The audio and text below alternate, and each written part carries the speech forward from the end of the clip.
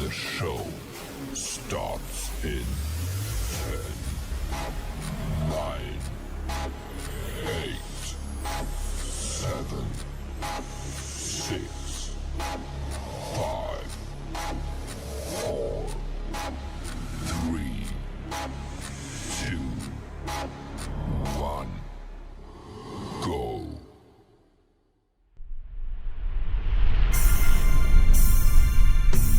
Live from Columbus, Ohio, it's Motown Downtown! Motown Downtown, come on down to Motown Downtown. Today's guest, Tamago 2474. Come on down to Motown Downtown. My name is Tyson Bruno, and here's your host, Mo Chocolate! Come on down to Motown Downtown.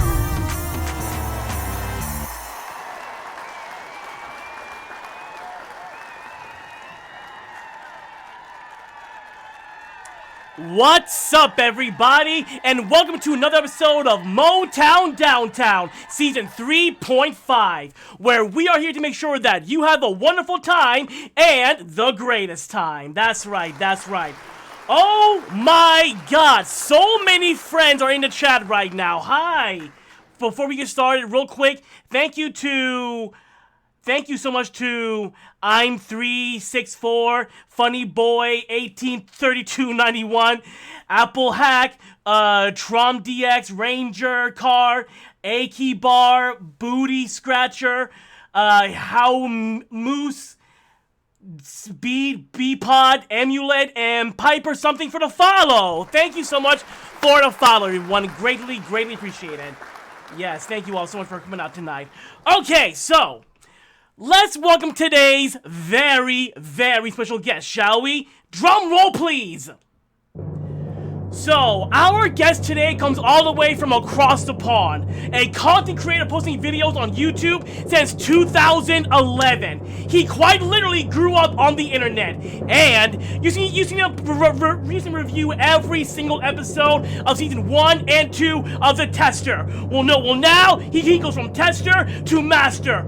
Put your hands together for the one and only Tamago 2474!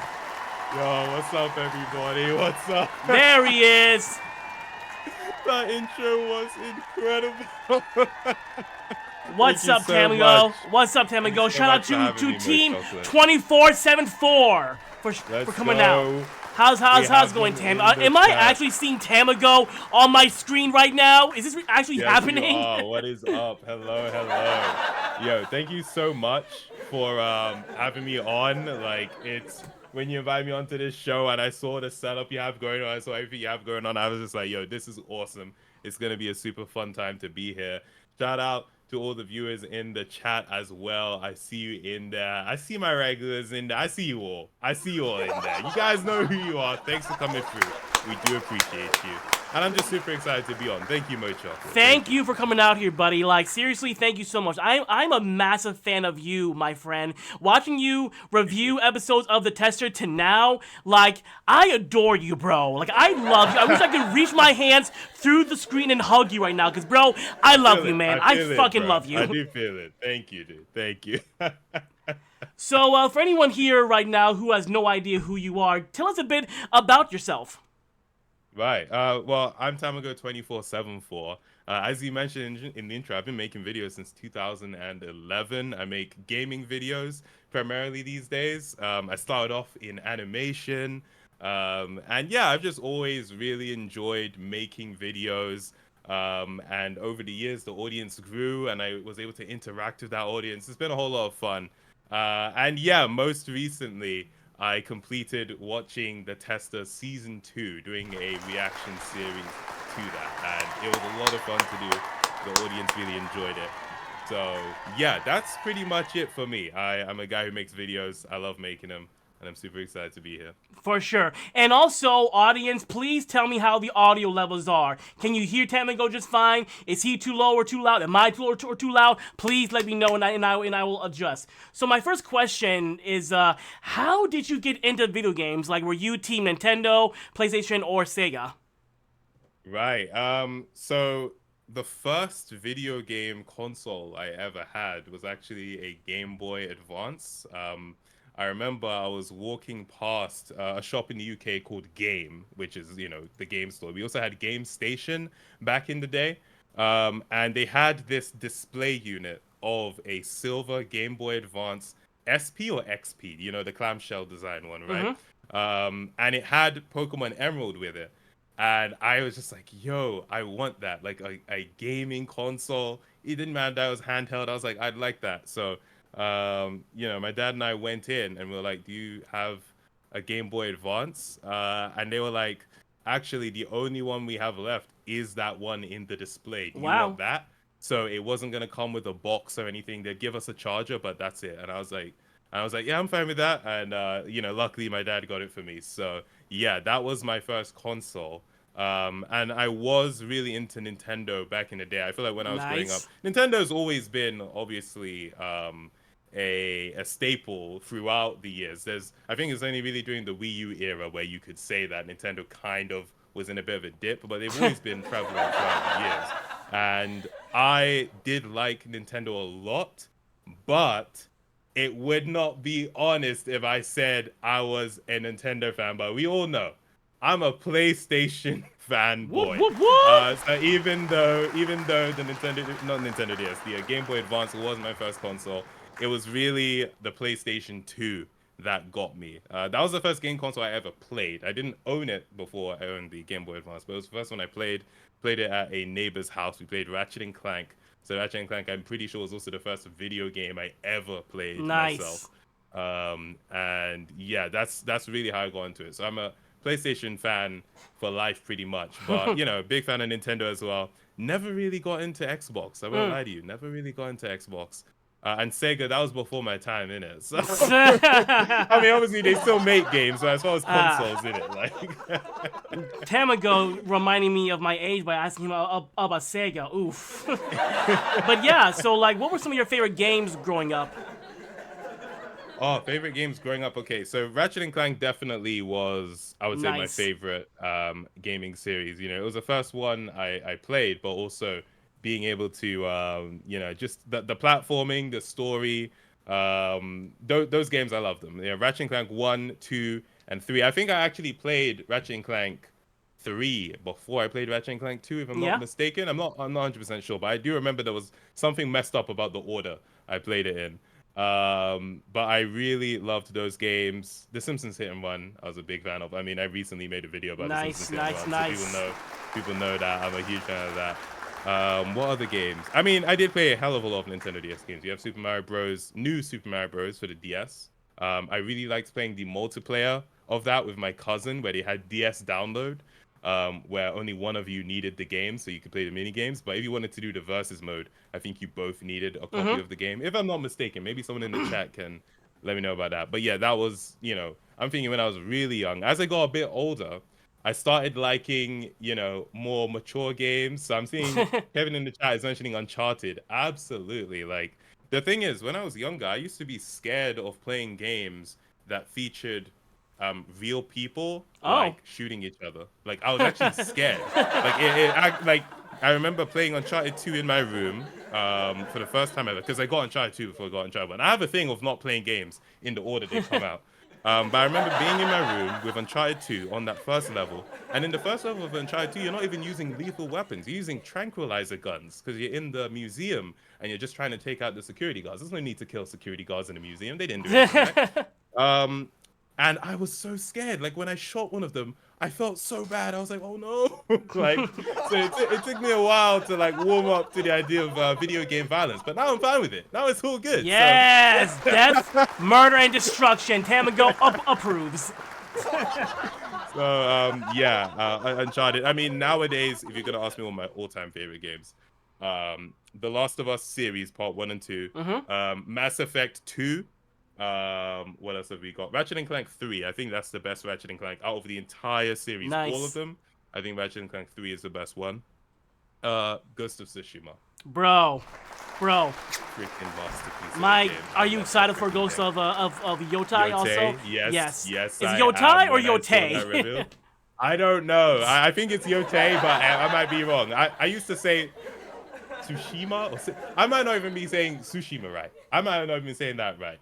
And then of course, wait, I can't go without mentioning God of War. The whole damn series, God of War is good. Absolutely good. 100%. I call Ghost of Tsushima Ghost of Tsushima, pretty much. It's to a point now where I like prefer that name over everything. But you mentioned Ratchet and Clank. Did you enjoy Rift Apart? Rift Apart, yes. So Rift Apart, I thought the gunplay was a lot of fun, and graphically, it's the best Ratchet and Clank game. Yes. My experience with it, I got it like I think day one, and I played it live on stream. I got it very close when it came out, and it was quite buggy when I got it. So Oh, I had no. quite a few annoying glitches, but I also had a game-breaking bug, which meant I had to start all the way from the beginning because Oh, it was man. literally impossible for me to progress. And for me, like this is like the first PS5 exclusive, right? And it cost £70, 69.99. And it had a game-breaking bug. I was like, is this the future of gaming? But as a game, I did enjoy it. It's just it had a bit of a rough start with me. Oh, But I did man. enjoy it. Yeah, Yeah. because like when I played it, there was actually no glitches for my playthrough. There was one Right. glitch that That's happened fair. off stream where I had to restart the level, but other than that, it was a pretty smooth experience for me. So That's fair. darn. That's fair. But so my next no, I question. love Go on. Insomniac. Love Ratchet and Clank. Oh, just saying, yeah, I love Insomniac. I love Ratchet and Clank. We all so do, yeah. If they choose to make another one, looking forward to it. It's funny because back in February, I actually got to visit Insomniac. For they were doing a Right. community day, and I got to go inside their building and see their offices and stuff. That's awesome. It I saw was the pictures from that. Core Nice one, man. core memory for sure. My next question That's is awesome. tell us, how did you get into content creation? Like, what was the big driving force where you were like, you know what, I want to do this? Let us know. Yeah, I mean, so for me, I started when I was 11 years old, and I didn't start off like as a content creator. You know, I've told this story a lot of times, so I know my viewers will be familiar with it. But I used to be on the spelling bee team Oh. in my school, and on the spelling bee team, I had a teammate. So funny, I'm actually gonna see him specifically. His name's Chinosa. I'm gonna see him for the first time in years this Sunday. So that'll be a throwback. Awesome. But he, after spelling bee practice, because yeah, we did practice, we took it very seriously. He, you know, outside, he was like, "Hey, look at this animation I made." Pulled out his phone, showed me this animation. It was supposed to be like some Dragon Ball Z type fight where people were throwing Dragon Balls at each other. It was a very crude animation. Obviously, we're only 11 years old, but it blew my mind. I was like, "Yo, this guy made this by himself?" So I was like, "Tell me how you made it." He told me what program it was. That night, I got home, I installed it, and I spent the rest of the evening, forget homework, forget anything, spent the rest of the evening making my own animation. The animation is now on my channel. It's the first, if you go on my channel, it's the oldest, Overreaction Episode 1. That is the animation I made that night. But the thing is, right, I didn't upload it that night. So that animation ended up being uploaded. So I made it in 2010. It ended up being uploaded in 2011 because what I used to do is I would record my laptop screen with my phone, and then I was showing people the video. And one day, one of my friends was like, "Bro, this is so long. Just send me a link to the video." And I was like, "Send you a link?" And he's like, "Yeah, upload it to YouTube." I was like, "Upload it to YouTube? Yeah, that would actually be better." So what I did is I added sound effects to the video. Then I uploaded it to YouTube and I started sharing the link. And I wasn't thinking about, oh, my channel. I just uploaded it to the channel I had so I could comment on videos and watch some age-restricted video. But we ain't talking about that. So, you know, I uploaded it there. And then, you know, I was just sending people the link. And people were kind of like, yo, this is all right, you know? Like, the positive reinforcement really helped. Like, people saying that. Because looking back, the animation isn't that great. But people were like, yo, this is cool. So it made me want to do it more. So I just kept making more things. Eventually, I started showing my face in the videos. But then for a while, I stuck with animation because that seemed to be the best thing. And also, my mom didn't really want me showing my face too much on the internet Yeah, yeah, when yeah. I'm only like 12 years old. So yeah, I kept going with it, and it's one of those things. I just never stopped. Like, I there's a YouTuber lifestyle. Like me having made videos for 15 years is a real anomaly on YouTube.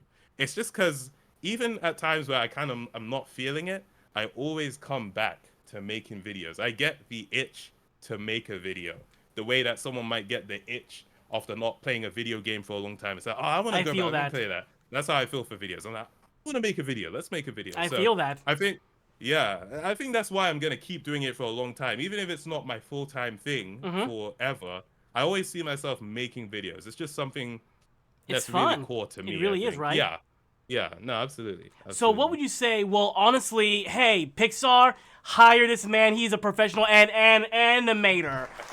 That post you saw on his YouTube, why should we hire you? Here's why. They're like, you are hired. Thank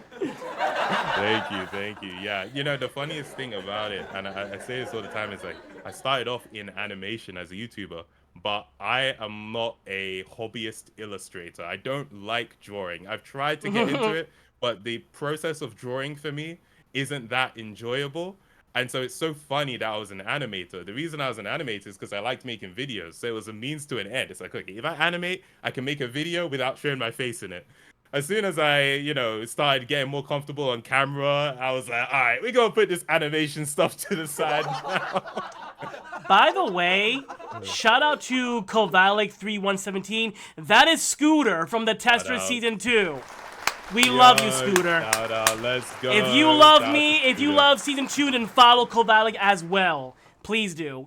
Yeah, mod shout out for Kovalik3117, please. Tamago 2434, now Kovalik 3 was all these numbers. But Right, yes, yeah, it's a mouthful, isn't it? it really is, yeah. Yeah, Scoot, that's him, the guy who ran out of the mud and we're making that really hilarious noise. So, like, what would you say was your first viral video, Tam? Like, the one video where you're like, oh my god, this got this many views? This many comments? What? What was the first big video you had?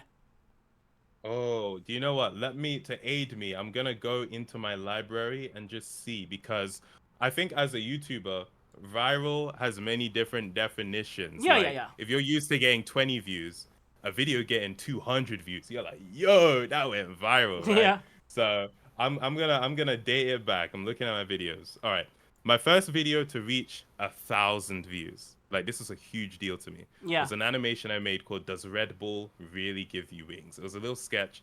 There's an advertising campaign in the UK. I don't know if it's international, where Red Bull is like, it gives you wings, basically saying it gives you energy, but Yeah. they do animations of people growing wings and flying. Is that a thing in the US? Do you Uh, have that ad yeah, campaign? yeah, we have those ads too, yeah. Yeah. Okay. Right. So I was like, does it really give you wings? So I did an animation of a guy that drank Red Bull, and then he jumps off a cliff because it's like, hey, it gives you wings, and then he just jumps off and he dies, and he because he's dead, he's now an angel. Oh. So he gets wings and he's going up into heaven, and then he gets hit by a plane on his way to heaven, and That the is animation. funny. That's funny. So for me, that was the first video that got 1,000 views, and I was so excited about it. I asked my head of year when I was in year 7 if I could hold an assembly. Oh no, this is when I was in year 8. If I could hold an assembly because I wanted to promote my YouTube channel and the animation. And he was like, you can't do a whole assembly just to promote your YouTube channel. There has to be a moral of it. And I was like, I'm going to make the moral about perseverance, never giving up, because I didn't give up. And now I have a video with 1,000 views. And he was like, Hey. all right, whatever, do it. And so I held an assembly just showing people my animation. It was so stupid. But I was really, grateful that I was able to do that. And that's how people in my school became aware of my channel as well. It's quite interesting. Like, obviously, a lot of people, when you hear stories of people doing YouTube and trying to hide it from people because they're embarrassed. I have never, ever been embarrassed about YouTube channel. I would tell anyone because I wanted people to watch it. I was like, look at what I made. So, yeah. So that video, I'd say, is the first one that got more views than usual. If we're talking properly viral, I mean, I made an animation for a really popular YouTuber in the UK. I mean, he's now international. KSI, are you familiar? Oh, yeah, I am very familiar with KSI. Yeah. Yes. So KSI, he's now known as this like, internationally known figure. But back in the day, KSI was like a UK legend, like specifically UK. And he was up and coming, right? And he used to do a series called Q&A Sunday, where he would answer people's questions that they sent him on Facebook. And one of these Q&A Sundays, he was drunk. He was so clearly drunk, and he told a story of how he almost burnt down his house. And I thought this was hilarious. And I was like, what if I animated this story and put it on my channel? This might be a way to get his attention, and maybe he would retweet the video. That's all I wanted. I just wanted him to retweet it. I was like, if he retweets it, that'd be sick. This guy, after months of me trying to at him on Twitter and get his attention and it not working, one day he uploaded a video to his second channel, and literally it said no views. He had just uploaded it. So I went in the comments and I said, hey KSI, I animated you. No response. I was like, whatever. An hour later, I go on his main channel and I see a thumbnail, and there's a frame in the thumbnail I'm like, that looks like something in my video. I click on it. He says, shout out to Tamago2474. Oh, shit. He didn't say 2474, but he got it close enough. 2474. He shouted out my video. That's so cool.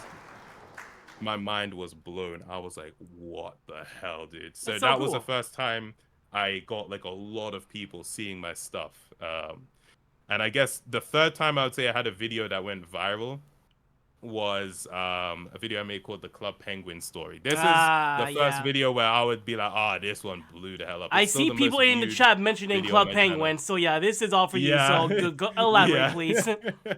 Yeah, so it's so funny. The Club Penguin Story video, it was just an idea in my notebook, because I have so many notebooks of YouTube ideas I've written, and I just wrote this idea, make a video messing around in Club Penguin. So it was going to be a gameplay video. I just play Club Penguin, I mess around for a bit, that's it. And then Club Penguin announced that they were going to be shutting down. Oof. And I was like, oh, I need to hurry this up. So I started like being, okay, what could I write for a good intro for this video? And then I was like, I have so many stories about my time with Club Penguin. So the script kind of got longer and longer. And I was like, instead of this being me messing around, let me just tell the story of how I got into Club Penguin and what the game means to me. And as I was making the video, I was enjoying it more and more. And another thing to note is back then, my average video length was like 2 or 3 minutes, because I was heavily animation based, so it couldn't be that long. This Club Penguin video being 15 minutes made it my longest video by 7 minutes. It was by far my longest video. And I spent a good, I would say 2 or 3 months working on it, maybe 2 months. And that was a huge project for me. And it was coming right up to A levels, which is those are the exams you do to get into university. So it was a very intense time. So every night I would just 1 hour working on this video, just 1 hour every night working on this video. Until eventually it was done. And I was like, I love this video so much. Nice. I wasn't thinking, oh, this is going to go viral. I was just like, I feel like this is the best video I've ever made. I can't wait to put it out there. I uploaded it. And the video did as well as any of my other videos at the time. I think maybe first day it got 1,000 views. By the first week, it had like 7,000-8,000 views. I was like, all right, this has performed quite well. That's nice. Then something happened, bro. The next week, it went up to like 30,000. I was like, yo, week after that, 60,000. I'm like, this is going crazy. And then I had to announce that I was taking a break so I could focus in on my A levels. By the time I was back, the video had like 250,000 views. What? My channel had gone from like 37,000 subscribers to like 80,000 subscribers. I was like, what is happening? This video blew up. And that's really what made my channel start accelerating. And then obviously, well, not obviously to people who don't know, but I took a gap year before going to university, right? So I was like, during this gap year, let me just work on my channel, see what happens. And having all that time to focus on the channel allowed me to really grow it. So things grew up to the point where they are now. Then I ended up getting a streaming deal from Facebook. So I was like, all right, I'll do this instead of going to university. And the rest is kind of history. I've been a full-time YouTuber ever since. That is so cool. Yeah. That's so cool. What Thank whatever you. happened to Facebook then? Yeah, so I streamed with Facebook for I would say about 9 months. Yeah, it was just like Facebook was trying to grow their streaming Yeah, yeah, platform. yeah. I think we know when the streaming wars were happening. You had YouTube Gaming, Twitch, Mixer, Mixer. and Facebook. You had Yeah. some, yeah, yeah. You had some others like I don't know, D Live, or there were some other random streaming platforms, but I guess those were the main ones. Yeah. And Facebook, they approached me. They were like, "We love your videos. This was in 2018. We love your videos. We want you to stream on our platform." And for me, it was so weird because I had never proven myself in live streaming. So I was like, you guys are taking a huge gamble, but hey, listen, yeah, if you're gonna take a gamble, take it on me, you know? Hell yeah. Hell yeah. So I streamed with them, and it was a really good experience. And that's actually where a lot of the viewers you see in the chat right now are there from the Facebook gaming days. Like Wow, these the are the OGs. So shout out to you. OGs. You Okay. guys know who you are. You guys know who you are. Shout out to you. But yeah, that's what happened with that. So like how? Because I've never streamed on Facebook. How different is it compared to like Twitch and YouTube and stuff? Oh, I mean, back then you gotta imagine they were literally building this stream platform. It was brand new, and Facebook is so different. On YouTube, on Twitch, you make usernames, right? Facebook, it's just your name, and not only is it your name, people can click on your profile and see everything. There was someone who was being a hater in the stream. I could just click on your profile and see your whole family. Like, it's insane. Like, why would you be a hater when I can literally see your whole family? I remember one person was in the chat, and there were people in my chat, right? And one person who is a mod of mine right now, her name's Adrienne. I was talking to her in the chat, and then someone else in the chat is like, "Damn, you fine?" And I'm like, because obviously they can just see someone's profile picture. Yeah. And so I tried to flirt with her through the DMs because it's literally just your name and your face. It was the funniest thing ever. Wow. I feel like that aspect of it made it a bit weird. But then, yeah, they were really building things. Like, you couldn't subscribe to a streamer when I was streaming on there. That was a thing they added while I was streaming. Things like donating, that's the thing they added while I was streaming. So it was literally getting to see a platform be built from the ground up. It was super duper interesting. But yeah, I think nowadays they don't focus so much on gaming. Obviously, they're more interested in like that short form type thing that they have with like Facebook and Instagram Reels. So that seems to be what they focus on these days. Yeah. So honestly, like I don't know. It's just I don't see that platform for gaming. Like I don't know. Like YouTube and Twitch, yes. Whereas Facebook, nah. I'm good. So exactly, that's what they wanted to. That's what they were trying to infiltrate it, and I think they were throwing a bunch of money wherever they could to try and like force their way in. Worked out for me, but pretty much, yeah. So speaking of communities, I want to ask you, what do you think of this community that you grew, that's watching us right now, and do you have any shout outs you would like to give? Oh man, the shout outs would be so many. I'll shout out like a lot of the people I'm seeing in the chat right now. You know, we have IMC, mod of mine. Shout out to him. Whoop. Kevin, absolute legend, also a mod of mine. He mentioned Red Dead Redemption 1 view in the chat. There was a time I was streaming on Facebook, and he was the only viewer watching me.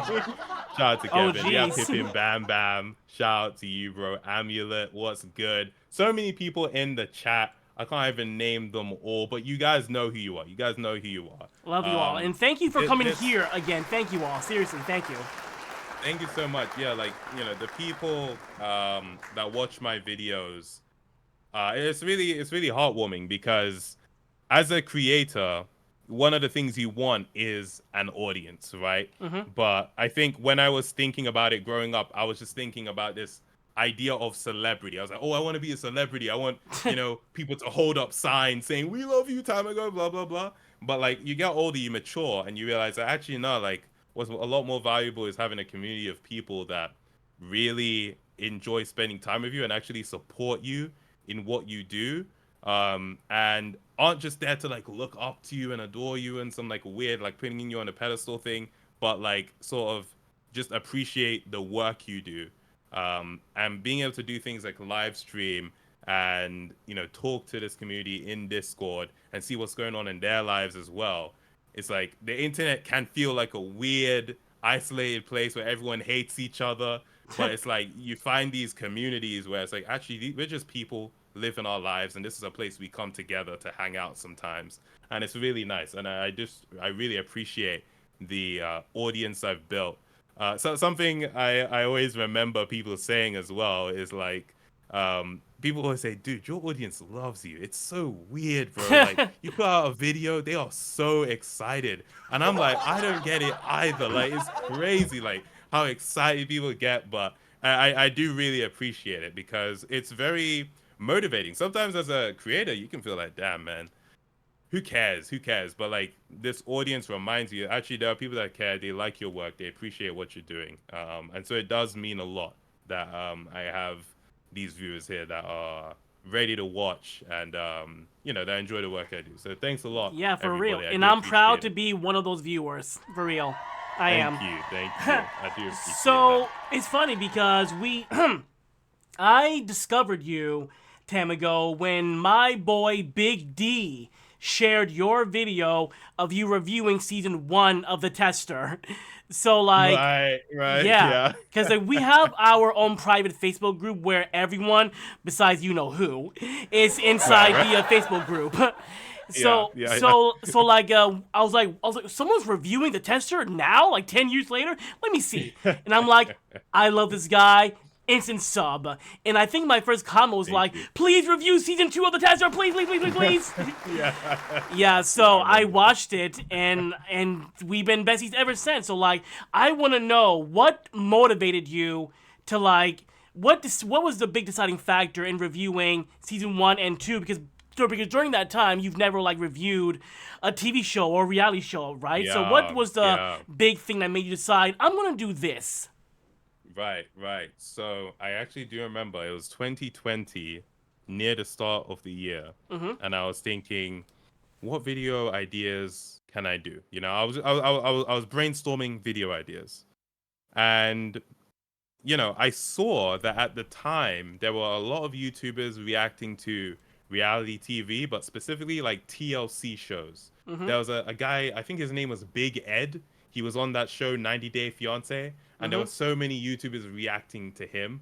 And I was like, all right, this is interesting. I see what's going on here. And I'm like, actually, there's a reality show I've watched that I actually have a lot to say about. Because for me, I would see other reaction videos and I'd be like, I don't think these guys are really adding much to what they're reacting to. The entertainment is just coming from the show itself because they are discovering it for the first time as they react to it. But I'm like, for me, I've already seen The Tester, but I it's been so long that I'll still have some genuine reactions to it. At the same time, I can add that context of, I watched this so many years ago.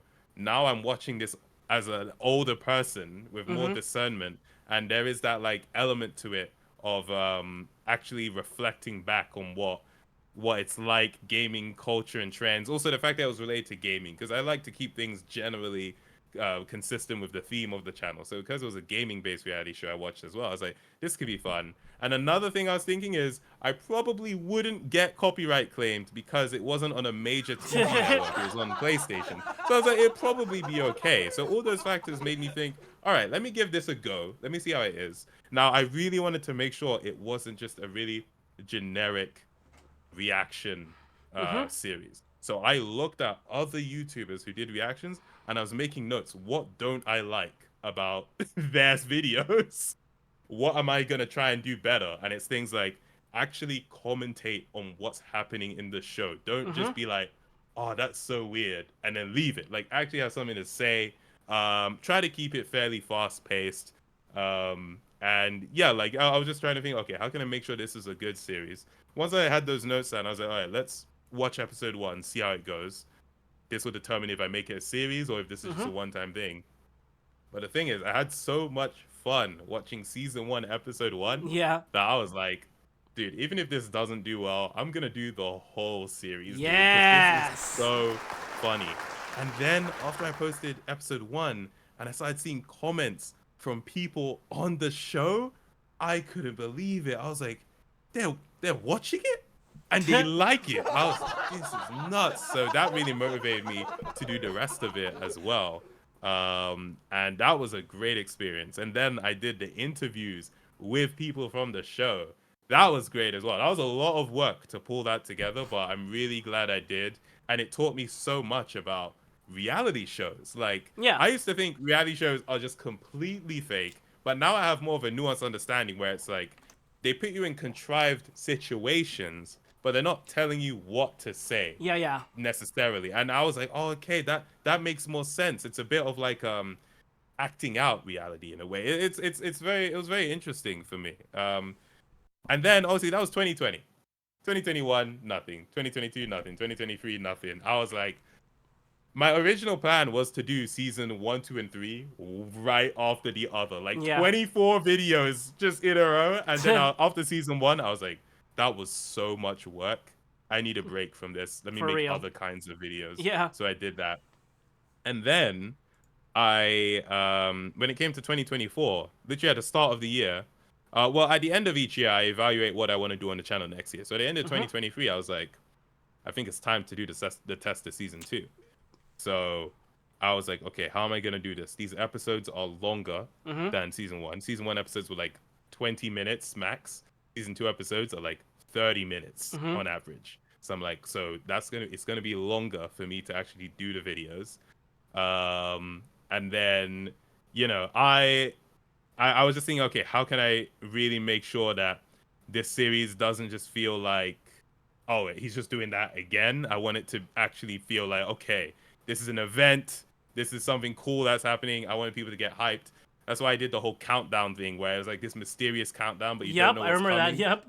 Yeah, because I knew that the series wasn't gonna be hugely popular across the whole internet, but that there was a very niche audience within my audience that loved the series, and so I was like, how can I make them as excited as possible? Which is why I did that countdown live stream where you do the reveal, and then it turns out episode 1 is out as soon as the live stream was done. I was like, I feel like if I was watching and I didn't know, I would be like, that's insane. And then you see episode 1 and it's like 30-40 minutes. You're like, what the hell? And then if you remember, you can watch episode 2 right now. Yes. I was really thinking, like, how can I make this as exciting as possible for my audience? So that's what I wanted to do. You nailed it, bro. You nailed it. Everyone watching right now will agree. You nailed it. I do appreciate that. And I finished that series.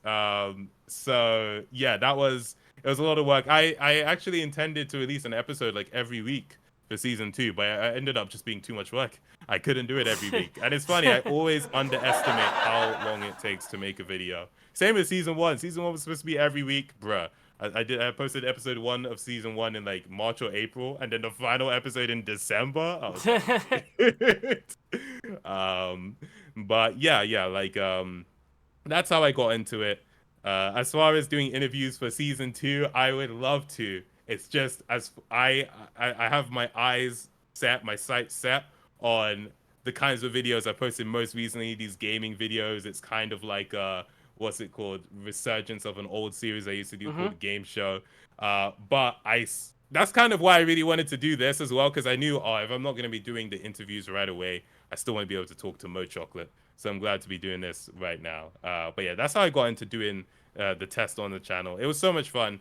And for me, it was, even though it's not the most popular series on my channel, it's the series which has prompted the most community on my channel. Like, the memes people posted to the subreddit, memes, love them. the discussions happening in the Discord server.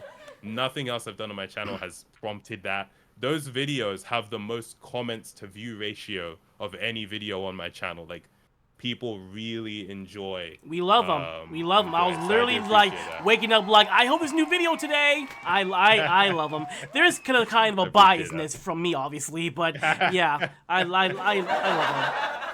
But I do appreciate that. I do want to know, like, how did you discover the tester? Like, were you just on your PS3? You're like, the tester, what's this? Like, how did you discover it? Right. So I found out about season 2 first, and I think the way I discovered it was through the PlayStation blog. I think so, because I used to follow IGN, GameSpot, like look for gaming news, right? And I'm pretty sure the PlayStation blog was like, you can watch the tester season 2 for free. And I was like, what's this? Like, and then when I saw that it was a show about video games, I was like, what? Because I think nowadays people take it for granted that there is content about video games that you can watch. Yeah. Back in the day, it was so rare to be able to watch something about video games that wasn't just the game itself, like playing the game itself, right? So there was a show that aired in the UK called The Jinx Files. So the Okay. GINX Files. And the crazy thing for me is I always thought it was the X Files. I got it confused with the X Files.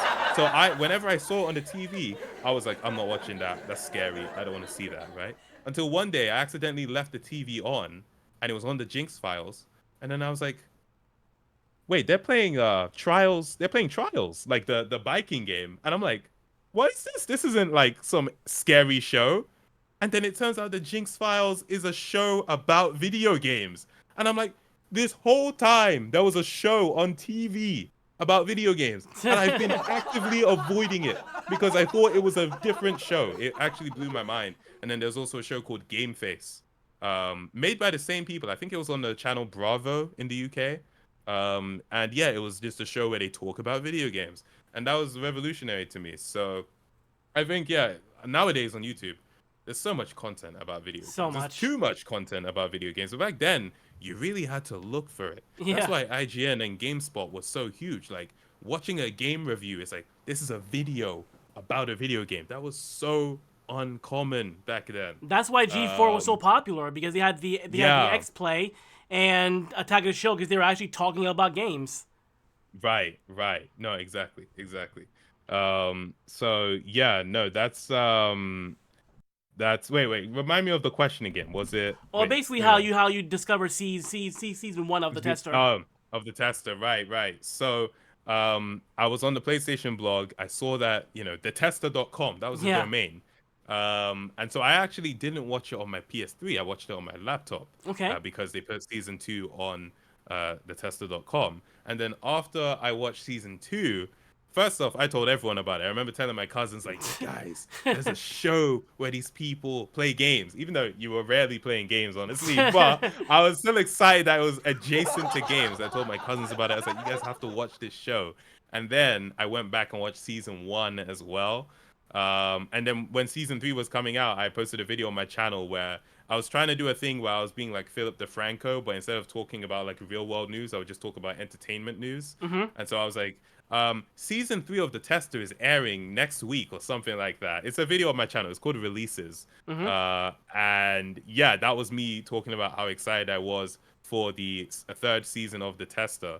And I remember Reality Pales commented on that video saying, oh, super excited that you're looking forward to season 3. And I was like, wait, is this guy on? Because this was before season 3 aired. I was like, is this guy on the show? And he's commenting on my video. Like, I couldn't believe it. I was like, what's happening? So yeah, that's generally how I got into it. I'm pretty sure it was a PlayStation blog that pointed I remember watching it also when on my PS3, and I'm like, wow, a reality show about gamers? Sign me up. So like, what were some of your favorite memories from season 1? Like your favorite moments in season 1? Season 1, I think the LARPing episode is hilarious. I was just about to say that too. Yeah, that episode has so many moments. It is actually hilarious. What else is there? I mean, wait, go on. The game show episode. Yes. The what color is a circle button? I'm like, wait, I should know this answer. Right. Yeah. No, absolutely. That was hilarious. And then like from season 2, obviously you have the big drama. That is obviously the most memorable part. But then also seeing the like camaraderie between the teammates was a lot of fun. And yeah, I'm trying to think, what's my favorite episode of that season, like challenge wise? Season 2 or 1? I'm thinking of season 2 now. I think it's the Yeah, the pitch episode. I thought that was fantastic, honestly. The game pitch, Shark especially that you're Tales. being Yeah, pitched. somebody Yeah, actually yeah, made yeah. somebody actually made a level in Little Big Planet and sent it to me to a play. Right. Oh, that's Yeah, awesome. Yeah, no, Shark Face was hilarious. I loved that. that was uh, a lot. yeah. Yes, So but yeah, yeah. what I want to know is not to boost up my own ego here, but like what did you like about me on the show? Because a word on the street is I was your favorite character. So like or yeah, so what was about Mo back in 2010, 2012 that you're like I like this guy.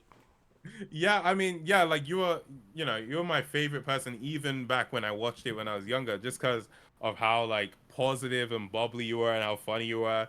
And I think I also related to you on just seeing like, yo, dude, you have this guy who's just there to have fun, have a good time. And yeah, you were just my favorite, honestly. I just thought you were such a positive presence in the house. You know what I mean? Aww. And yeah, and you know, even back then, and I mentioned this in the final episode, when I was starting off making animations and stuff, I would send it to people who, I looked up to, right?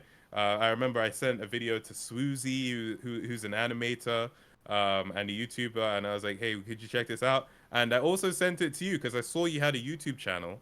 And so I DM'd you and I was like, hey, I made this animation. What do you think? And the fact that you responded and you were like, it's pretty cool. Dude, I like literally to this day, I have that email favorited in my email inbox. That's so Because cool, I was like, man. oh my God, he responded to me. And like when my cousins came over for a sleepover one night, I was like, guys, Mo Chocolate responded to me. And they were like, what? No, they didn't believe me. So I showed them and they were like, Mo Chocolate responded to you. I was like, yeah. Yeah, nah, dude. Like, honestly, like, It's so funny. I do appreciate that.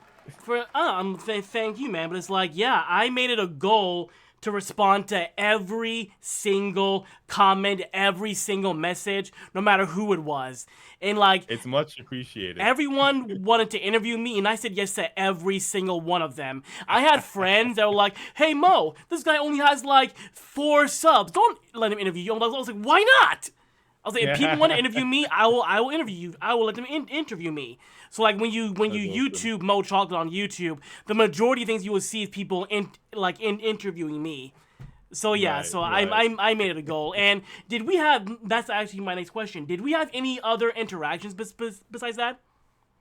I don't think so, actually. I may have like left some comments on your videos because I think I then just started watching you, but it's my understanding that your channel, something happened to it. It ended up, Yeah, it's um, gone. yeah. The So, original channel because of. I mean, did you see right, my? Because back in those days, I posted a lot of Just Dance videos. Did you see them? right. Okay. So was it like content ID that got Yeah, it taken down? basically, Yeah. the TLDR versions is Ubisoft sending copyright strikes to take down my videos. I took them all down, but they still took down my channel. So Ubisoft and Damn. I used to be like this, but they can fuck off now, pretty much. Right, right. Damn, But so Ubisoft so now did my my guy current dirty. YouTube channel, I just post my vlogs on. But I will say, after that happened, my Twitch exploded pretty much. Oh, When I started okay, doing this sweet. show and doing like interviews and stuff, people who saw me on the tester wanted to interview me, and they have like Right, they would have a right. massive following,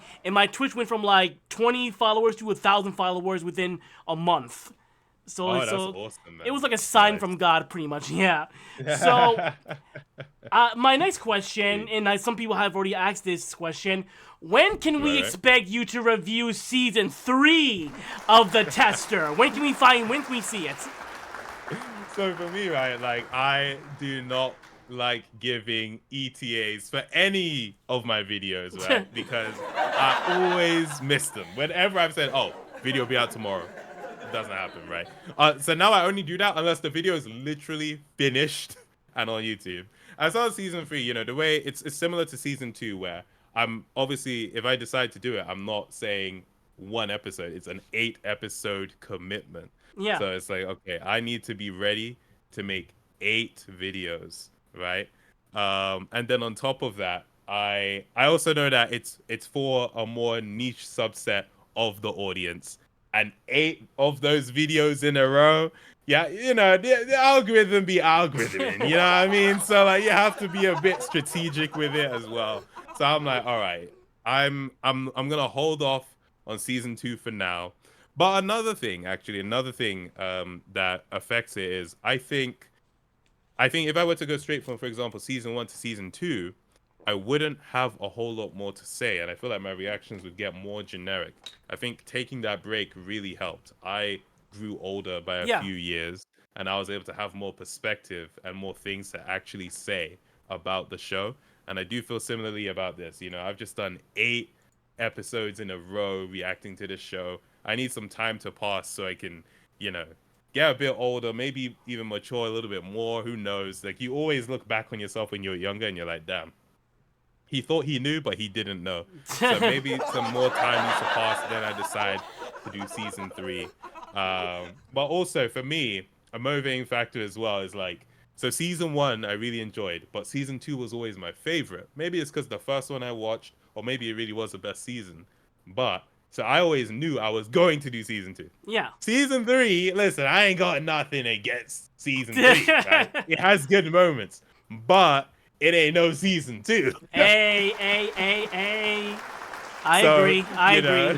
It's like I'm friends with everybody from season 3, but season 3 is my personal least favorite. But we'll get into that. But I'm friends with like Jay Titan and Sky Diddy to this day. Like, I love them. They are my brothers. It's funny because when they were announced, they came to me like, Mo, I'm going on the show. What's your advice? I'm like, here's your advice, my friend. Just have fun, pretty much. Yeah. Yeah, no, and bro, and yeah, those guys are. I remember them specifically, Sky Diddy and J Ty. I remember them being really. They were funny on your show on too. the show.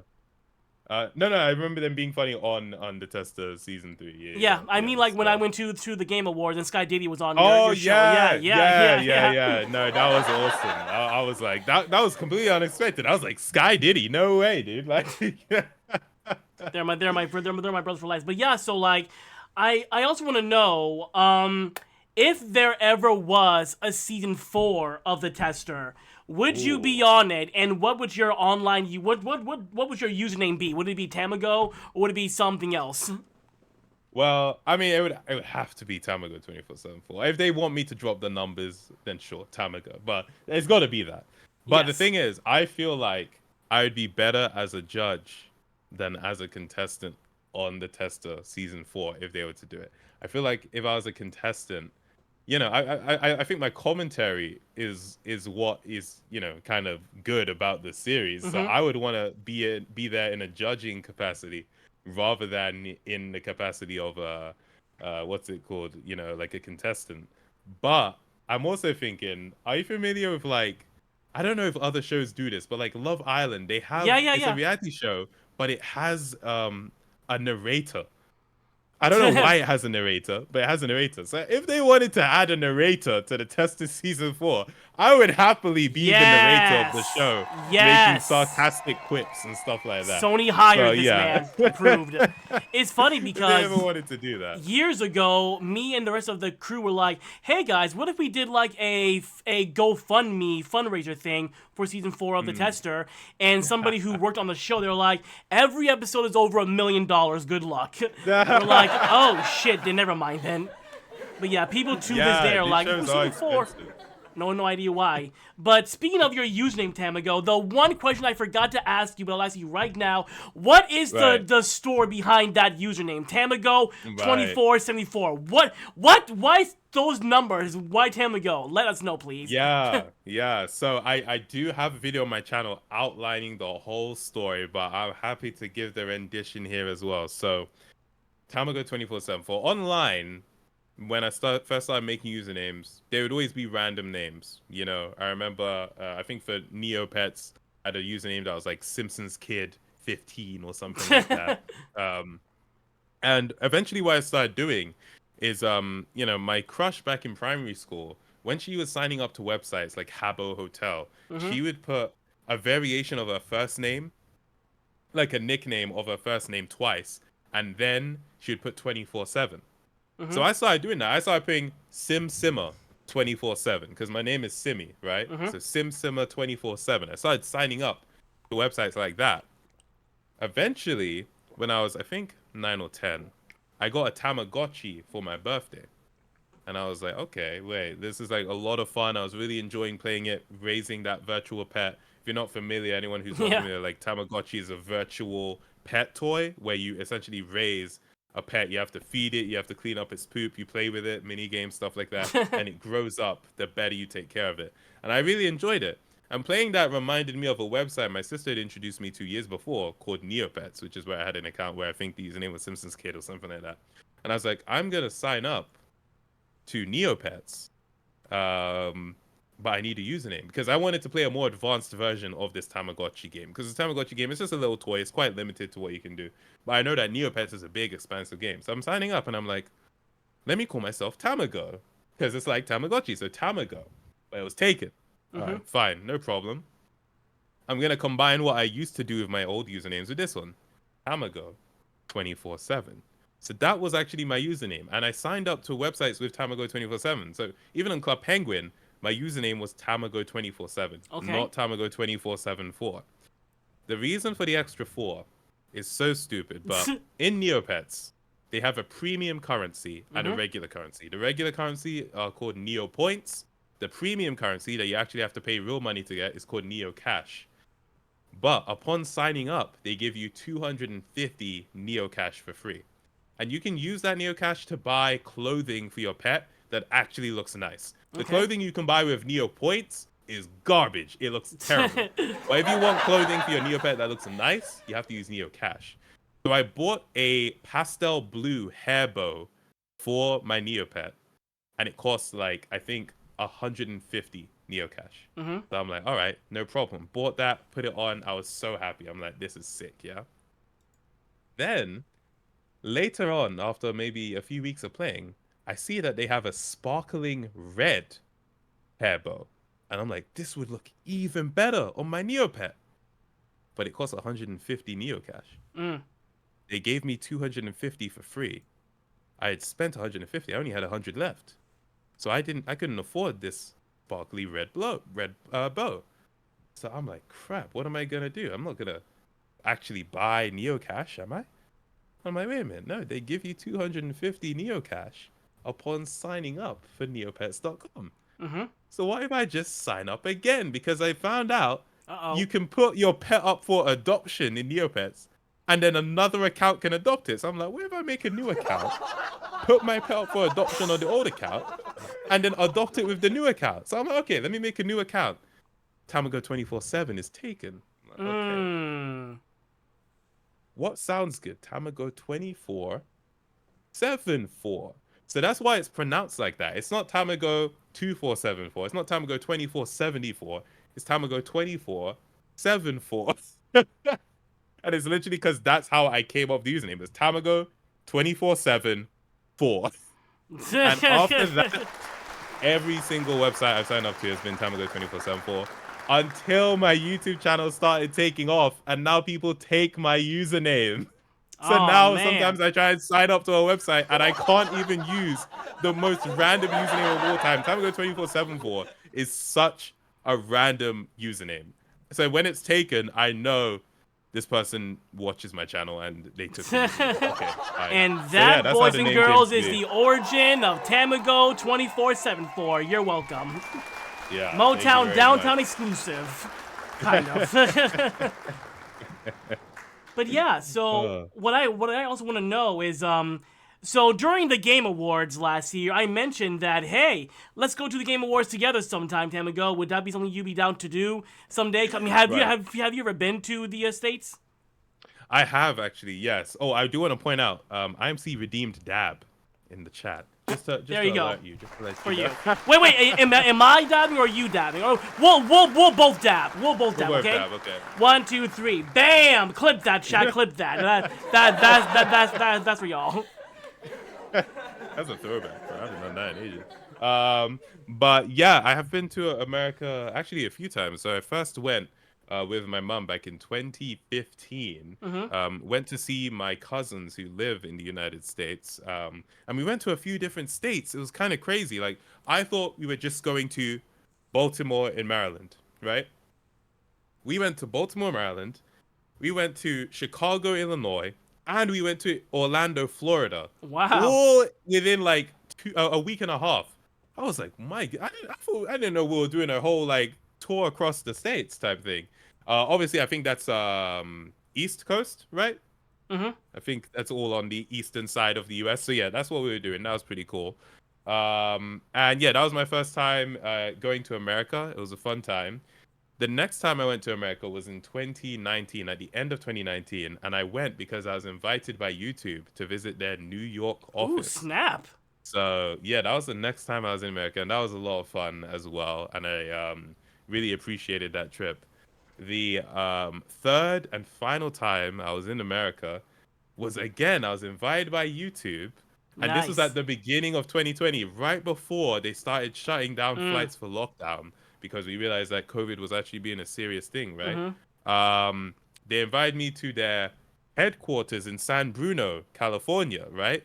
Right by San Francisco, and I was like, damn, this is where YouTube started. That's crazy.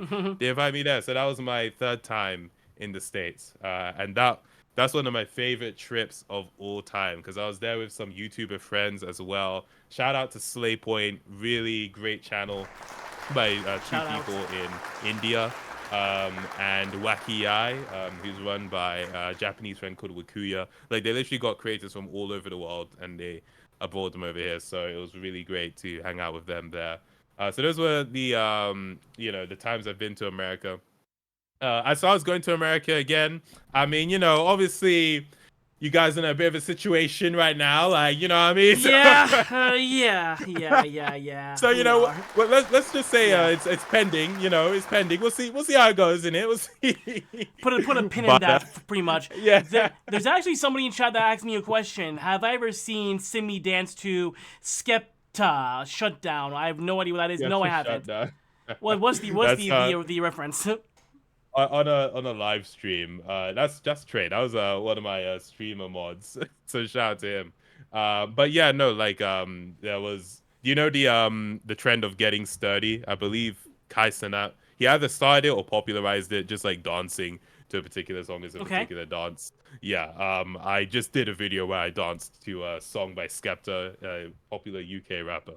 So that's what he's referencing. Well, I mean, somebody you know. link it in the chat, and then I'll watch it after the show, because that sounds amazing. Well, speaking of content, that's actually my next question is, since we have a good amount of your viewers watching us right now, what are some of the upcoming content that they can look forward to from you? Right. So yeah, as I mentioned before, actually, I'm really focused on making videos where I'm playing games and commentating on my experience with the games. And yeah, there's a series I used to do called Game Show, where it was essentially I would record about an hour footage from a game and then write a script talking about my experience playing the game, and also like kind of trying to give it a bit of a narrative, a story. And then I would add animated elements into it as well, like my animated avatar, essentially making jokes in the middle of the video. And I called it Game Show, and that was a series I did for a while. And eventually I stopped doing it.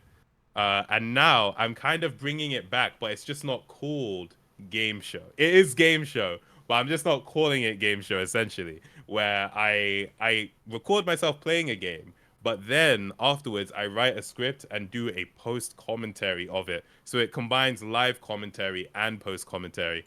Very similar to what I did with some recent videos I made on the Impossible Quiz series. And those videos did really well. And I'm like, that's kind of essentially what I used to do with Game Show, but on the live stream. So let me bring it back to Game Show. It's essentially what I did with another series called the Neopets Experience as well. I've always commentated on my footage of myself playing a game, essentially. But I just never called it Game Show.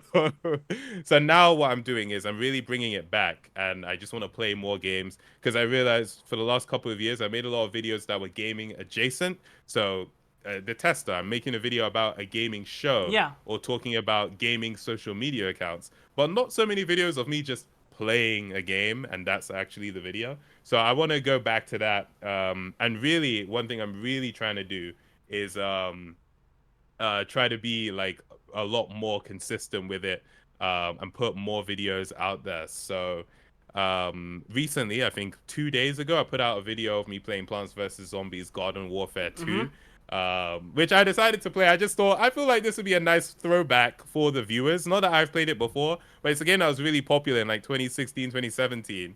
And I'm like, hey, it's on sale. Let me play it. Let me see what it's like. And I had a lot of fun playing it.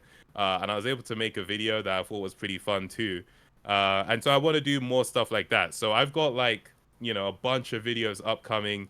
I've been recording video. I'll give it a little sneak peek. So the next video will be on a game, Schedule 1. It's a new game. You play as like basically a drug dealer trying to make their way up to be a kingpin.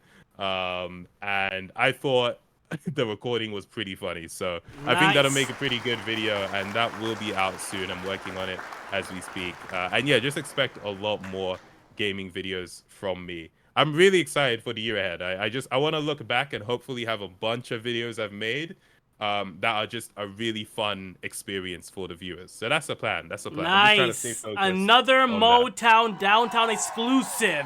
You'll love to see it. Now you know, chat. You are very welcome. Thank you. And so, what games are you playing right now, Tam? Like, what are you playing right now? What are some of the upcoming games you're looking forward to this year? Right. Okay. Yeah. So I was playing Schedule 1 for the video, but that game is also very addictive. So I've decided, I'm like, you know what? If the viewers really like it, I'll make more Schedule 1 videos. We'll see how that goes. Yeah. I always play a lot of Apex. I play a lot of Apex with my boy Reese. Nice. I've been playing that since the game launched. I remember actually when it launched. That's when I was with Facebook Gaming, so we streamed me playing it. I was playing it with him. Did a live stream playing it. That was a lot of fun. And that's a game. That's basically the shooter I always go back to and play. That's the multiplayer game I play. Recently I played It Takes Two, like finished it. That was a lot of fun. So I want to good. play Split Fiction as well. Yeah, it's a fantastic game. I have Split Fiction. I'm ready to play it. So we'll just see when I actually do get around to playing it. That'll be a lot of fun. Who's going to be your partner? Is it me by any chance? Time will tell. We will find out. That'd be dream come true. But yeah. But no, man, that would be cool. That would be cool. And yeah, what else? Like, you know what? Yeah, it's so funny. And some people will know this, but I spend a lot of time playing Sudoku. Sudoku is one of those games that I just like freaking. I always just pull it up when I'm idling, and I just quickly play Sudoku while I'm watching a video. I'll pull up a YouTube video, just play a bunch of different Sudoku puzzles one after the other. Oh, I also see that Pippin Bam Bam in the chat has put Astrobot. Yes, that's actually my next. That was one of my questions actually, because somebody. Somebody from your community actually DM'd me and specifically asked me to say, hold on, play Astrobot, you handsome son of a bitch. They asked me to tell you that, but they told me not to reveal who they are, so yes, play hashtag, everyone type 1 in chat if you want to see Tam and go, play Astrobot. Thank you. You know what? I was looking down here to see if I still have my copy of it here. Because I had it here, just like unopened, and I was like, I'm gonna play it, guys. But I think I put it away. My Astrobot disc is in the PlayStation 5. It's in the PlayStation 5, and I still have not opened it because I said I would live stream it to my audience. Right? It's just that I've now been focusing on other stuff to do with videos, so I haven't got round to actually live streaming it. But I've said I'm not going to play it without live streaming it to this audience, which is why I haven't got around to playing it. Even my boy Reese, like he has been doing like the speed run trials, like the time trials, and he's waiting for me to hop on and challenge him. And I'm like, I need to live stream it, but I'm busy making videos right now, so just bear with me. We will get around to it. But yeah, I will play Astrobot. Here's the thing: I actually plan on doing some chill streams on my YouTube channel, starting hopefully somewhat soon. The idea is I don't want to stream, like do a thing like this every weekday, because I do want to put most of my time into the videos. But every once in a while, I want to do a chill stream, and hopefully during those streams, I can play some Astro Bot and finally actually get into this game. So we'll see how it goes. I'm figuring it out programming wise, so to speak. For So sure. that's what's up with that. It was like my first platinum trophy of that year. It's such a good game, man. There's a reason why it won Game of the Year. And we Yeah, I have can't wait. another dab request. So boom, there you go. You too, Tammy. Perfect. And Tamio, the master of Astro Rap, man knows it by heart. Really, according to one of your viewers. They are trolling at this point. I do not know about how. I did do a rap to one of the Astro's Playroom songs, though. That's what they're referring to there. That is hilarious. But I have like 3 questions left. All right. Have you seen the Last of Us TV show yet? And so, what are your thoughts? Okay, so I'll do this spoiler free. So season Yeah. 2, I have not actually started watching yet. And it's another thing. It's because I said to actually like Kevin specifically, I said, okay, I'll try and do a watch party type thing in the Discord server so that when I watch it, you'll be able to see my reactions if you're in the Discord server.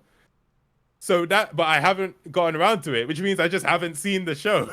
And apparently episode 1 of season 2, stuff goes down. Now, as someone who's played the game, I can only imagine what that is. Like, I have a guess, but I don't know. I don't know if that's what it is, right? So I'm just here, like, hearing people say it was insane. And I'm like, well, I'll watch it eventually. Because usually I don't sit down and just watch a whole show, really. That often. Sometimes I do if I'm not like doing anything that day.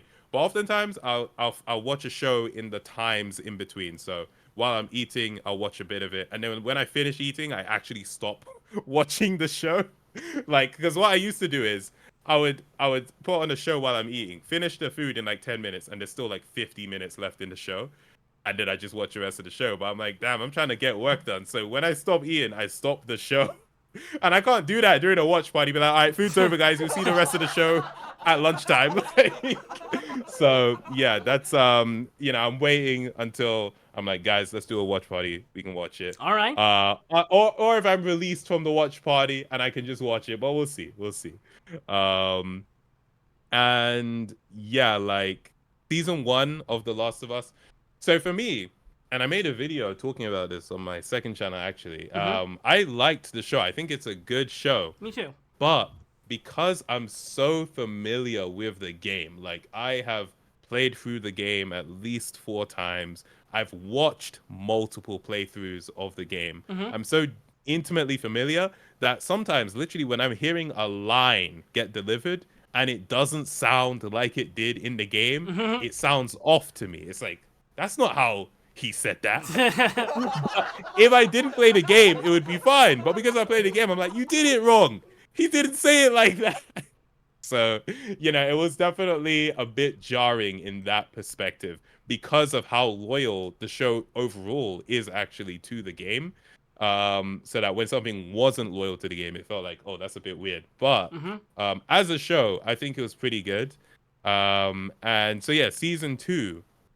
I am looking forward to watching it. It's just a matter of like when. There are so many like great shows out these days that it's like, bruh, like I'll get around to it eventually. I just don't know when that'll be in it.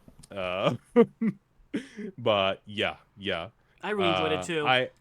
You enjoyed it too. Have you seen episode 1 of season 2? I have, and it was I did enjoy that too. But my only issue with the show, and it's just me, but. No disrespect to Bella Ramsey. I just don't see her as like a good casting pick for Ellie. My personal opinion. Like she's a good actor. I have nothing against her, but as far as Ellie goes, that's just me though. I mean, I still enjoyed her performance overall, but I would have gone with someone else. But overall, I did enjoy it. Yeah. That's fair. I think for me, I was wondering about the casting choice as well until actually in season 1, episode 1, when we're introduced to her, I was immediately like, oh, actually, yeah. That scene was pretty good. I was like, oh yeah, that's Ellie. Like that is so Ellie. So after that, I actually did feel like, yeah, she's a good choice. And I think also, I won't spoil it for people who haven't seen, but there's obviously an episode and a part in the game where it's basically Ellie's time to shine because Yeah. she's on her own, right? Yeah. And I personally think Bella Ramsey did a fantastic job with that episode. Agree. So for me, I'm like, I think, initially just by looking at pictures, it's like, okay, I don't necessarily see it. But once I actually saw her come into the role, I was like, yeah, no, she did a good job. Yeah. Only thing I think now is, obviously in the game, Ellie is quite a bit older than she was in the first game. But in the show, obviously, people only age so much. And I think Bella Ramsey is actually older than Ellie was in the game. But Bella Ramsey looks young. That's the only thing. So so a part of me thinks I don't buy that this is an older Ellie. I'm assuming season 2 does a similar time jump, but I don't know if it does. Maybe like the TV show. I don't know if it does. So if it does do a time jump, if it does do a time jump, then I'd be like, how are they gonna make her look older when she already kind of looks so young? Oh, we'll see. Pedro Pascal, though, my God, man, perfect casting. You couldn't get a perfect actor to play Joel. Really great Joel. Love him as Joel, yeah. And my second to last question is thoughts on the Nintendo Switch 2, Mr. Nintendo fanboy. So like, what do you think about? Are you gonna buy it when it comes out, or what do you think? Right. So I never got the Nintendo Switch, which is crazy. Wow. Right? It's absolutely insane. Like, it's been out for so long. But there was a certain point where I was like, at this point, I might as well wait for the next one. Like, at this point, right? I didn't get a Switch because, I was like, well, there's so many games I still need to catch up on PC, PlayStation. I'm just not going to have time for this. But I'll get it eventually. That's what I kept saying. Until so much time passed, and it's like, dude, I'm not getting this. I did borrow one of my friend's Switches. My friend Isaac, I borrowed his Switch. Oh, wait, no, was it my friend Israel? Oh, it was one of them. I can't remember who it was now, but I borrowed my friend's Nintendo Switch. And I played Mario Kart on stream with it for a couple of streams. So that was fun. But yeah, I've never personally owned one. Even though there are so many games on there that I would love to play, like especially Super Mario Odyssey. I know that game is fire, so I would like to play that. I was a huge fan of Super Mario Galaxy. I love the Super Mario series in general, so that would be great to play. With the Switch 2, I am gonna get it because it's like, okay, I haven't had a Nintendo console or a new one in so long, and because it's backwards compatible, give me a good chance to catch up on these other games. But again, it always comes down to the time. Like, I think because I make videos about games, a part of me, when it comes to playing games, I always think, okay, can this be a video, actually? So what I think I might do is see if I can, turn some of these Switch games into, videos that I play. Games that I play for videos. So that's what I'm thinking of. But yeah, I think the Switch 2 looks pretty cool. I do like the sort of magnetic system they have for the Joy-Cons. And yeah, it looks quite sleek. I do enjoy the design of it. Thing is, I haven't seen the direct for the Switch 2 because I wanted to watch it on stream. I wanted to do a chill stream and watch it with the viewers. I put off a lot of stuff because I want to experience it with my viewers. You can tell, right? So that's I'm actually waiting until I do a chill stream sometime soon to then go and actually see the direct and see some stuff. But obviously, you still see some things here and there. For example, they're doing what did they call it? The new Rhythm Heaven game. If someone in the chat knows maybe, but I love the rhythm. Well, in the UK, in like EU, it's called Rhythm Heaven. I think in America, no, in America it's called Rhythm Heaven. In the UK, it's called Rhythm Paradise, I believe. And okay, they're calling it Rhythm Heaven Groove. Thank you, Sam. So yeah, that's like, I'm really excited for that. Funnily enough, right, this is a interesting connection to that series. For my sister's birthday, we got her a copy for the Nintendo DS of Rhythm Paradise, the UK version of Rhythm Heaven.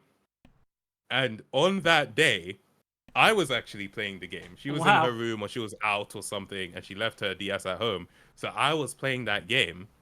And it was on that day when I was playing that game that I was trying to leave a comment on the YouTube video and I couldn't. And so I signed up to YouTube using the username Tamago247. That is the day It's directly connected to me playing Rhythm Wow. Paradise.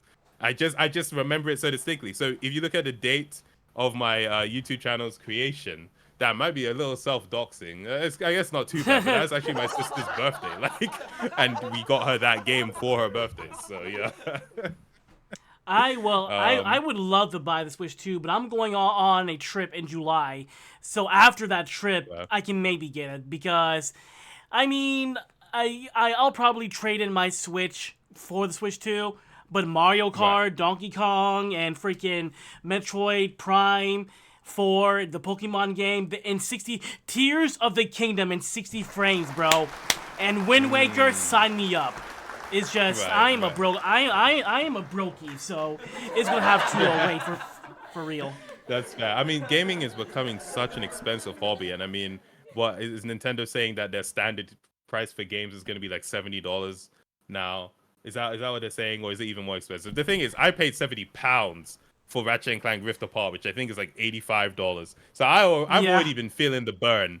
But yeah, gaming is becoming such an expensive hobby, and the thing I always think about is like, there are so many like older games. It's not like a game becomes worse just because it's older. Like there are fantastic PS2 games, PS3 games, PS4 games I haven't gotten around to that I can buy for £3-4. Like at certain point, it's like, do you really need to buy a game when it comes out? You can just wait. Yeah. Like I used to never buy games when they came out because they were so expensive. So you'd Yeah. always just get a game later. It was only really when I started live streaming that I bought games when they came out, so I could like be first to play it and stuff like that.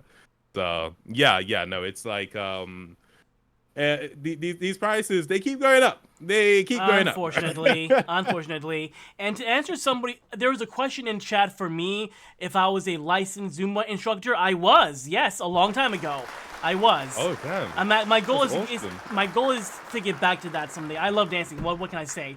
So like the last nice. question I have is what we were talking about before going live. Your background pictures. Like what is the story Right. behind them? Because they look amazing. I love your background, bro. Thank you. I appreciate it. I enjoy the background too. So like if you look on my channel actually, this background has kind of grown over time, but the first poster I got was this Futurama one here.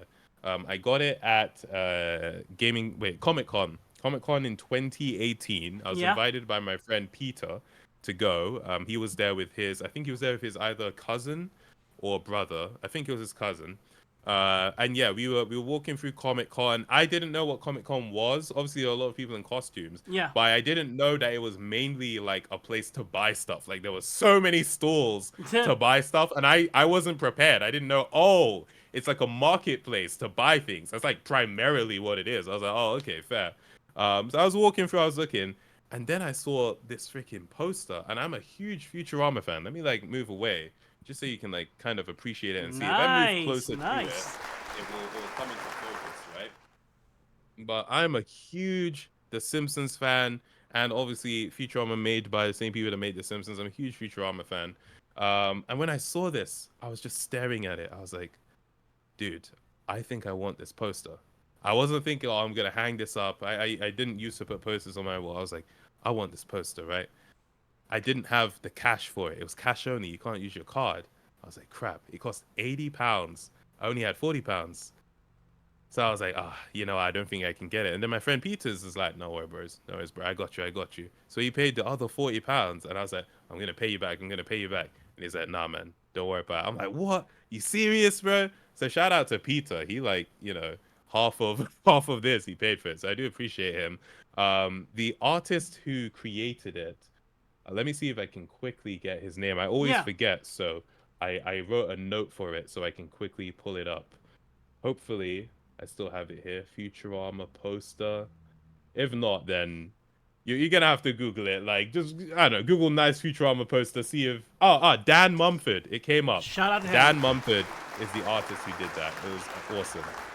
And I put that on in the background. Like, I used to, this like orientation of my setup, it used to not be like this. I used to not have my camera permanently out. I used to pack it away. And what I did in the days before is my camera would be facing this way, and in my background where my like wardrobe is, that was in the background of my videos. So if you look at on older video. For example, the time I kind of got mugged. That's a video that had the old orientation, and I would put the camera on a tripod that was on my bed, and then I'd sit in front of my bed and I'd be recording like that. That's how I used to record my videos. Until one day I was like, wait a minute, let me orient my room, like literally shift where the bed is, move everything around, just so I can keep the camera out permanently. And then when I saw it, it was a blank wall. I was like, that's kind of empty. Let me put the Futurama poster up there.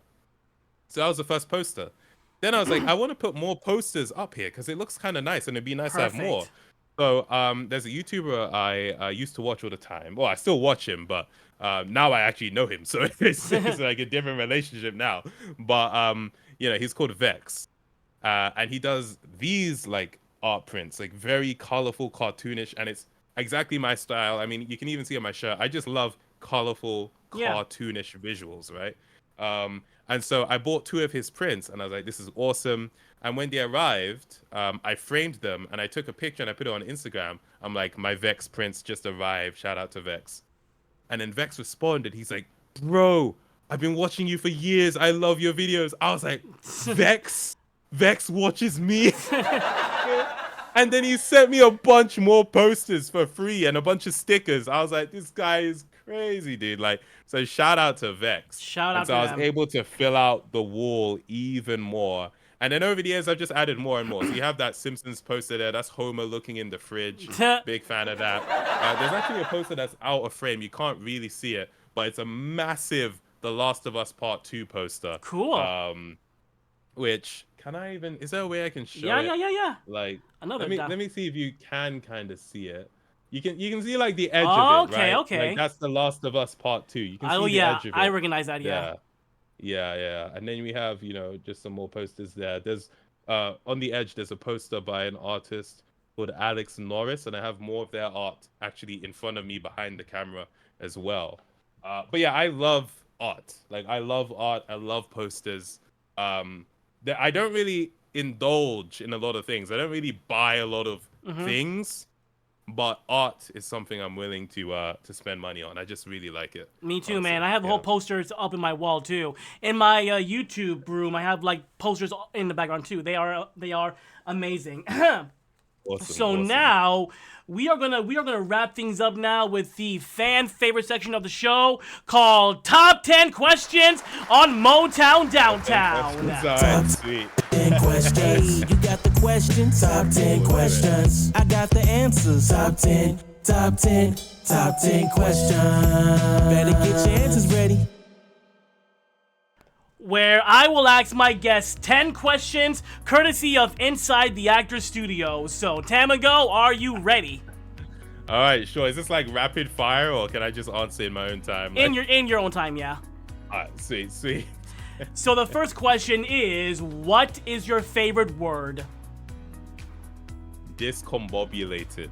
That is my favorite word. Like it's just so much fun to say. It means like, you know, frazzled, state of confusion. He discombobulated me, like, you know, put me out of order. It's just so much fun. Discombobulated. I love how you just immediately knew that, because people usually think.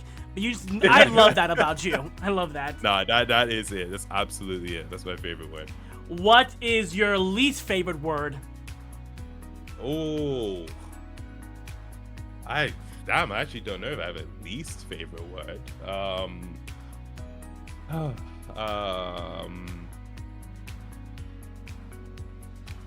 I don't think I have most a word Most people say moist. That's usually the first word, yeah.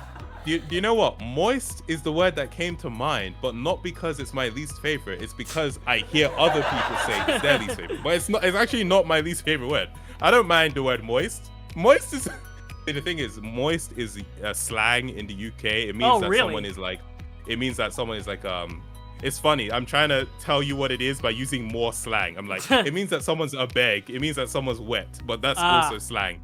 Basically, if you're someone that like is a bit of a loser, but not like a generic loser, like specifically you're trying to be cool and it's just not working, then you say you're being moist. You are so moist. I learned something new today. That's pretty cool. So for me, I actually like the word moist because I find it funny. Like if someone calls you moist, it's a violation, but it's hilarious. So yeah, I actually don't know what my least favorite word is. I'm sorry. Maybe I maybe really don't know. the chat can pick for you. Yeah, maybe they can. Well, what Tamigo? What makes you happy? What makes me happy? A lot of things. A lot of things make me happy. I think you know, spending time with people who's like company I appreciate really makes me happy. Having those moments of reflection where it's like, this is nice, like being able to be here, you know, with people. You know, it's easy to think that you can only get happiness from like the big moments and stuff like that. But I often find happiness comes from like those in-between moments that you think are mundane, but that one day you look back at and you'll be like, actually that was it, you know what I mean? That was what really counted. So for me, yeah, it's like those moments where you just realize things are good right now. Okay. That's what brings me happiness. So Nice. friends and family. Yeah. Now, what makes you upset? What makes me upset? You know what? Yeah. What makes me upset is people ignoring things that are observably true. Like, I'm feeling this especially now these days. Obviously, the whole political climate. I'm just like, you can see something, and then people are like, "No, that's not happening." It's like you can see it happening. That makes me upset. It's just so frustrating. It's like, I feel that. Just look. I feel that. So, Yeah. what sound or noise do you love? Sound or noise do I love? I mean, all right, I'm not gonna go for something easy like just music.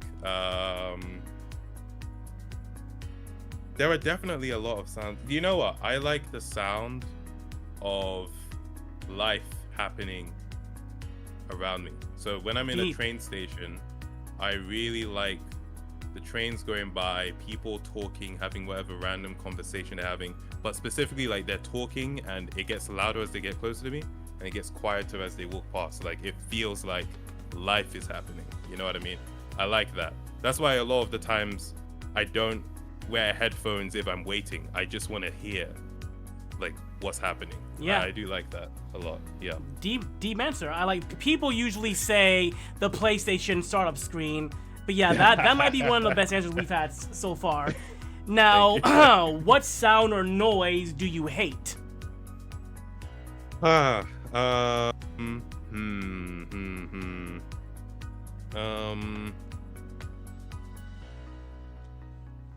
okay. The sound of someone like panicking or someone who's scared. Like, you know, when you can hear fear in someone's voice? Yeah.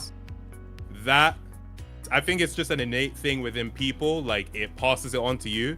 So it's like, oh crap, like, you know, it gets your heart jumping, you know? Like, there's someone who's just like shouting, but then when you can tell, like, yo, something's wrong, it like puts you on alert, your adrenaline gets up.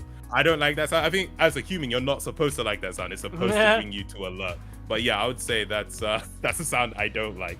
But it's necessary. It's necessary. It's how we communicate with each other so that we know, oh, there's something wrong. We gotta fix this. So I guess that's it. Yeah. Alrighty, so Tamigo, the moment we've all been waiting for. Tamigo, what is your favorite curse word? Oh my god.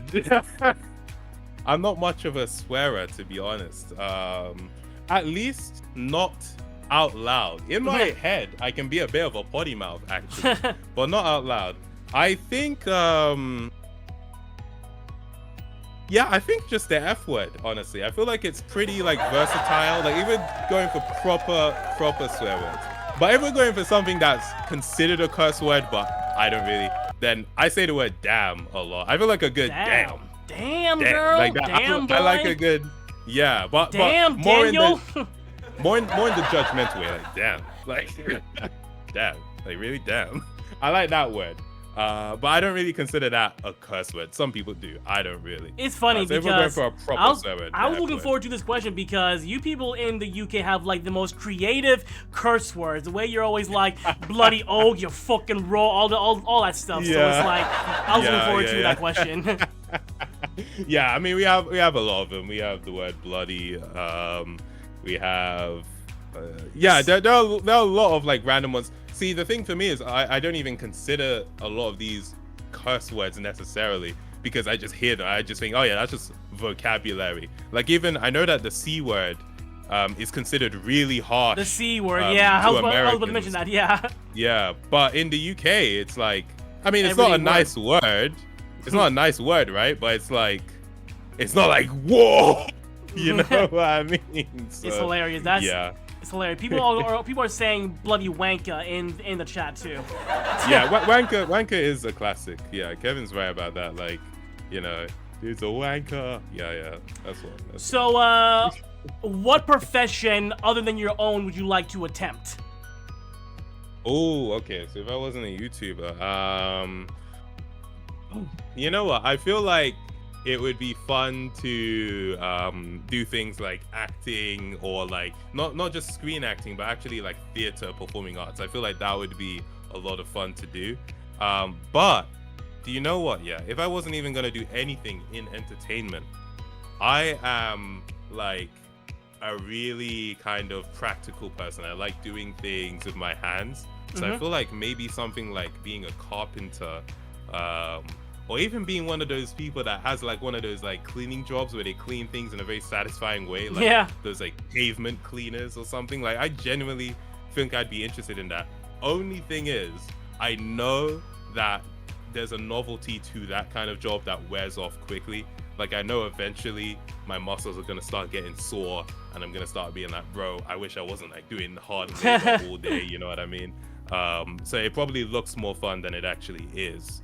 But yeah, and someone in chat, Gated Production, saying thought it was a math teacher. I don't know where I got that. That's because I used to tutor kids in maths, English, and science. Yeah, so yeah, I don't know if I would do that for a living, but you know, I do value education. I do like working with kids. You know, they can be quite fun. They can be very annoying, but obviously it's the next generation, innit? So being able to help them understand and learn is always cool. And I really enjoyed tutoring when I did it. I wouldn't be a teacher. People in my family are teachers, and I just know it is a very stressful job and often thankless. Like we gotta give teachers more props. Like they are doing a lot. They're practically raising these kids, man. Facts. Practically raising them. Yeah. Facts. So, what profession would you not like to attempt? What profession would I not like to attempt?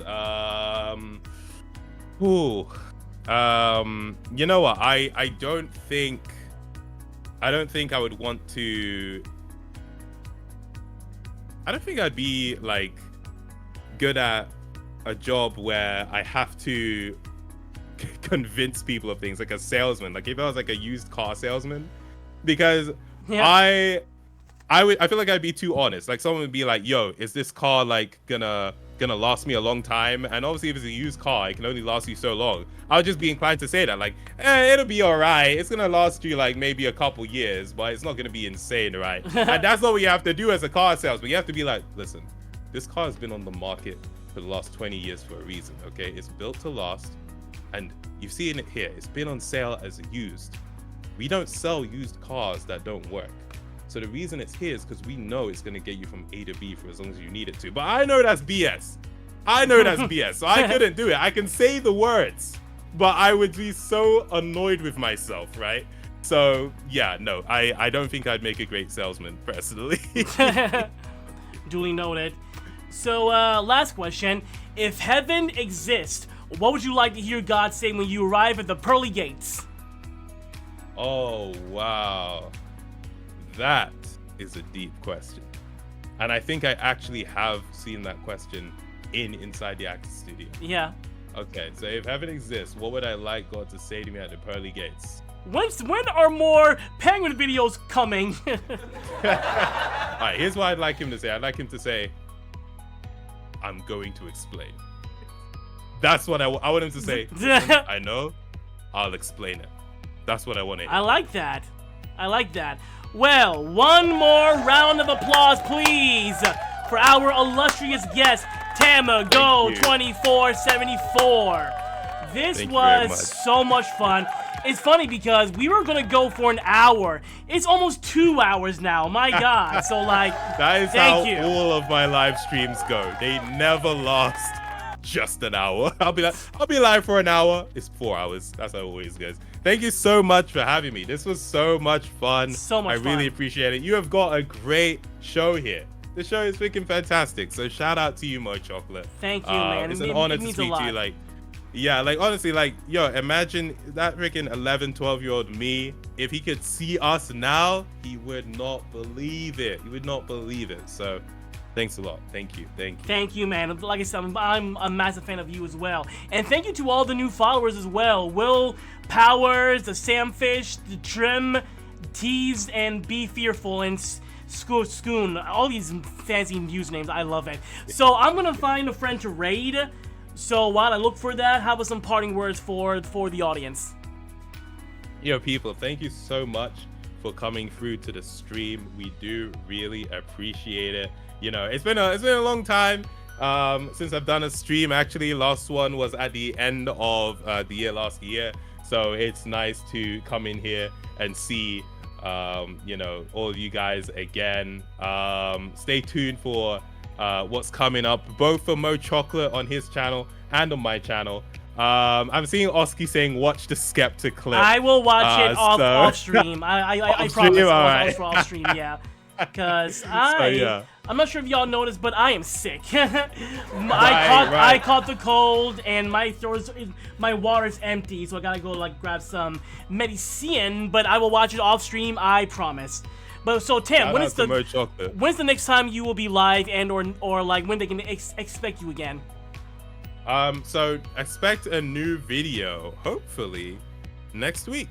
I mean, I'm gonna try my best. I've tried to set myself a deadline, but like I just said, I don't reveal deadlines because when I miss it, I'm like, well, I shouldn't have told you. But let's say next week. Let's just say next week. That's the most of a deadline I'm willing to give. And as far as a live stream, I don't have a set date, but my hope is I can do a chill stream a couple of times a month in addition to more regular videos. So watch this space. Stay tuned. Thank you so much.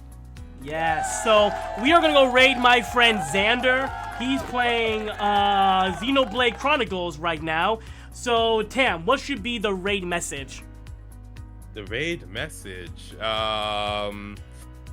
Mo Chocolate's crew is out here. Yeah, that's enough. Mo Chocolate's crew is out here. Put that. That's all good. Chocolate crew out here. Bum. There. Everyone just copy and paste that into his chat. A good friend of mine gave him a follow too. And I will be live again this Monday with more Persona 3 Reload. So stay tuned for that. And thank you again, Tam. Have a fantastic weekend. Everybody watching, thank you for the follow. Have a fantastic weekend. And we will catch you guys next time. Bye-bye. Shout out to everybody. Bye-bye.